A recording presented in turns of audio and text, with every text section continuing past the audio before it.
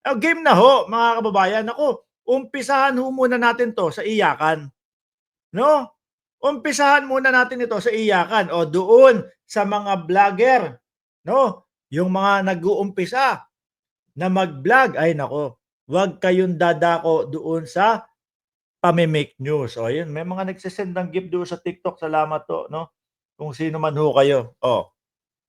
'Wag na kayong pumunta sa punto na fake news yung inyong iba-vlog, 'di ba, pro gamers? Oh, sulit, oh. 'Wag, bawal, masama, 'no? 'Wag niyong ilagay sa alanganin yung ating mga kababayan. Kung gusto niyong mag-political vlogging, eh, dapat lang doon kayo sa tamang, pagba-vlog. 'Di ho ba?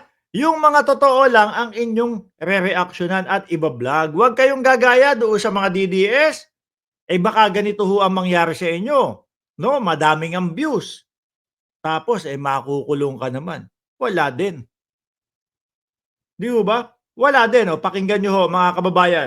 Hindi ko po talaga alam na mali pala yung ginawa kong pag-post. Oh, hindi pala alam na mali yung ginawang pag-post. Nang aasar sa umpisa, tapos iyak later. 'Di ho ba, mga kababayan? Ako ho, ang tagal ko nang nagba-vlog, ang tagal ko na, halos ilang taon na din ho, mga kababayan, 'no? Hindi ko binabago yung style ko. Lahat ho ng ating ibina-vlog, mga Boss G Pamoser, galing po doon sa mga mainstream media, galing po doon sa, siguradong balita na. Hindi ho tayo "Oy, ganito." Yung tipo ho bang kunyari, eh, may asset ka sa loob, "Oy, ayon po sa aking puting ahas, ayon po sa aking ganito, ganire." 'No? Ayon po sa bubwit natin, yung tipo bang pasikat ka, akala mo meron kang ano, meron kang sinabi na may bubwit ka pang nalalaman na gano'n, ta's hindi naman totoo, maninira lang. Dito ho, yung ginagawa natin, although hindi gano'n katataas ang mga views, mga kababayan, pero sigurado ka na yung rereaksyonan mo at ibabalita mo, 'no, sa ating mga kababayan, eh, nasala na po. Kaya ho ako, mataas ang tingin ko, 'no, mataas ang tingin ko doon sa mga totoong mga nagbabalita ho. Tayo reaction lang, hanggang dun lang tayo, 'wag tayong lalagpas, 'no? Yung tipo bang sasabihin ng mga DDS vloggers, "Eh, naku, kami na yung bagong ano, bagong mainstream media, kami na ang pinapaniwalaan ng sambayanang Pilipino."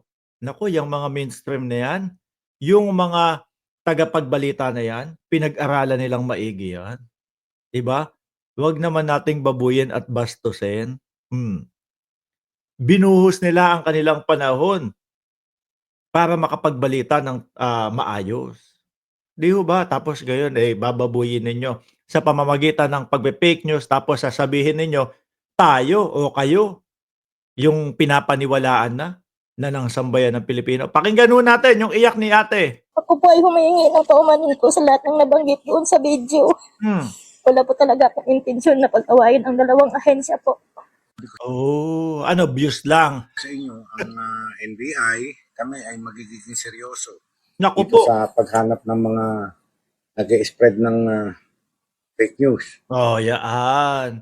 Kawawa, ang kawawa ho kasi dito, mga Boss Chief Amoser, yung mga manonood natin, 'no? Ifi-feed ninyo nung mga maling impormasyon, lolokohin ninyo yung inyong mga manonood. Tapos ano, okey, mataas ang views ninyo. Pero matutunghayan din nila yan, eh, malalaman at malalaman din ho ng mga yan, mga kababayan, "Uy, lintik na yung vlogger na yun, peke yung ifinid sa akin, eh. Hindi totoo yung ibinalita sa akin, ah." Malalaman at malalaman din ho. Kayo din ay mapapahiya, 'di ho ba? Oh, lagi lang kayong, um, pupunta doon sa tama. 'Di ba sabi ni Jim Lingat, "Good AM Sir Mark, watching from Tondo, Maynila." Oh, mga taga Tondo, magingay. Nag-post siya na ang NBI daw at ang PNP ay kumbaga, nag-aaway, nag-uunahan sa 10 million bounty para sa pag-aresto kay Pastor Kibuloy. Naku po. Ay naku, yan po kasi mga yung mga DDS, mga kababayan. Kaya naman umaabot sa punto yung mga ganyan, napipikon ho eh. Ano po? Napipikon kasi yung mga iniidolo nila, yung mga bumulag sa kanila, nagpapaniwala sa kanila, ay naaaresto ho. No, masakit para sa kanila yun. Kaya lang, yun ang sinabi ng batas eh. Kailangan habang sila ay nililitis, eh, nasa oblo sila. Kaya ang ginagawa nila, pine-fake news nila o nag-aaway daw ang PNP, nag-aaway daw ang NBI para nagpapaunahang makuha yung reward na 10 million ho. Wala naman nung tayong gano'n na ano, na balitaan ho, mga kababayan. Eh di sana eh si General Torre milyonaryo na. Mukhang parehas naman din eh, di ba? Yung kanyang buhay. O tuloy ko. So, walang katotohanan niyang ganyan. No? Tapos, pinost niya sa kanyang vlog na Oh, hininto ng PNP yung isang kotse ng NBI at ginawa na nila ng istorya na may ganun pa. Nakita nyo ho? Dito ha, sa atin mga kababayan. Sa vlog natin, kapag ka walang balita, kapag walang masyadong kaganapan po sa mundo ng politika, ano ginagawa ho natin? Wala. Replay ang pinapakita natin. Di ba? Hindi tayo aabot sa punto, no? Hindi ho tayo aabot sa punto, naku, walang pam-vlog ngayon, walang pam-views ngayon. Gawa na lang tayo ng bali-balita natin. Since naman, eh, idol natin si Tatay Digong, idol natin si Buloyski. Oh, ang Pope yata dyan sa samahan nila, si Buloyski, ang Pope, no? At ang Panginoon nila ay si dating Pangulong Duterte. Mga nabulag na ho, mga kababayan eh. Di, di ho ba? Mga kung ano-ano na ho yung mga pinagsasasabi eh. Oh, di ho ba? Mga bossing. Tuloy ko, ha? ganun nga. So, walang ganung istorya. Ang totoo, nakuhanan yun, yung portion na yun, may checkpoint talaga. So, may checkpoint, di hihinto ka. Talagang hihinto. Ano ho? Pinag-aaway nila mga kababayan. Ano po ang dating sa mamamayang Pilipino? Naku, nagkakagulo na talaga ang bansa natin. Pag pera ang pinag-uusapan, dalawang ahensya ng gobyerno, PNP, NBI, no, mag-uunahan, magpapatayan. No? Ang gulo talaga ng pamumuno ni Bongbong Marcos. Yan ho ang gusto nilang gawin, mga kababayan. Para ang tao din ho, tayong mga pribado, ay mag-alsa. Magalit sa pamumuno ni Pangulong Bongbong Marcos. Kaya ito, ayan ang kapupuntahan ninyo. Kulong. Di ba? Hindi mo pwedeng sabihin, hindi ko po alam na bawal po pala yun eh. Kahit saan po makarating mga kababayan, ang pagsisinungaling, ang pagpapakalat ng mga maling impormasyon ay masama po. Yun na lang ang isipin nyo. Sabi mo, sige, hindi na bawal. Okay, hindi bawal. Pero masama. Yun na lang ang isipin ninyo. No? Hindi kayo makukulong, pero masama.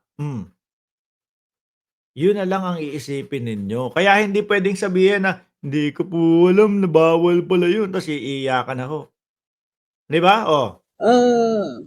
Nung malaman naman ng PNP na NBI yung lulan ng kotse na yun, nangyari ito sa Davao. So, ayos naman. Wala naman. Walang away, walang agawa ng bounty na 10 million. Tuloy na. Gusto ho nilang gawin mga kababayan na pagmukain ng mga mukhang pera po yung mga alagad ng batas natin. Aba, hindi ho madali ang mga trabaho niyan, di ba? Shout out doon sa mga nasa TikTok dyan. Oh. Hindi ho madali ang mga trabaho niyan. Ang isang paa niyan, nasa hukay ho, mga bossing. Ano po, tapos ganun lang ang gagawin ninyo? Sisiraan nyo, nag-aaway. Oh, yung NBI hininto ng PNP kasi mauunahan na makuha si Buloyski. Mauunahan sa 10 million na bounty. Diyos ko naman kayo. Sasama naman ang ugali ninyo. Ang nasa isip ko lang po ay makakuha ng likes kasi po nagbablog po ako. Biruin nyo mga kababayan. Sisira ng ahensya ng gobyerno, sisirain si Pangulong Bongbong Marcos para lang daw po sa like.